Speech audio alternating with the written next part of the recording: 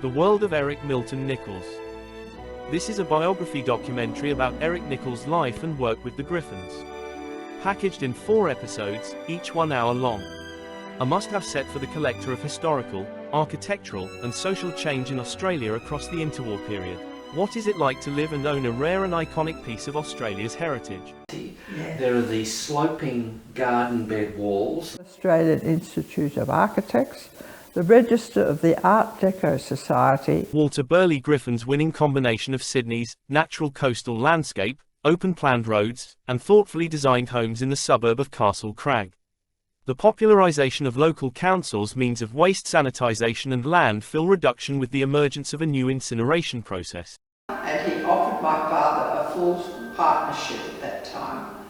So it became known as Griffin Nicholls. Eric Milton Nicholls' daughter, Marie Nicholls, goes on a personal discovery of her father's early life and work in Melbourne, Australia, and then describes growing up in a Griffin and Nicholls designed house in Castle Crag.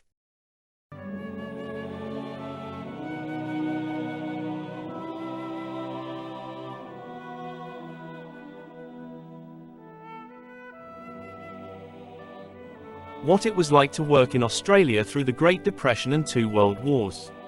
When Nicholls and the Griffins moved to Sydney, it marked a new chapter in their professional lives.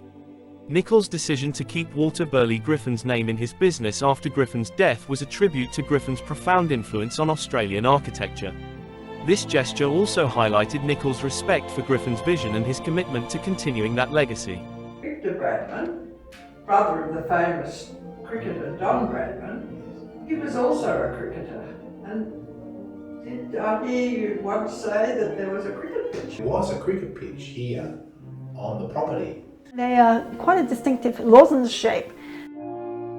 That's one of the things we love about the house. Eric flew to New York to present his proposed building plans for the new Caltex house. The high-rise tower, set in a prime location in the city, overlooks Sydney's foreshore and bustling harbour. Flat slabs and large format columns, so you didn't need crossheads in the tops of the columns. One day she was sitting in the office of the typewriter crying, and Rod Herbert was always a very pastoral sort of a fella. He ran over to her and says, "What's wrong?" And she just said, "He's so kind to me."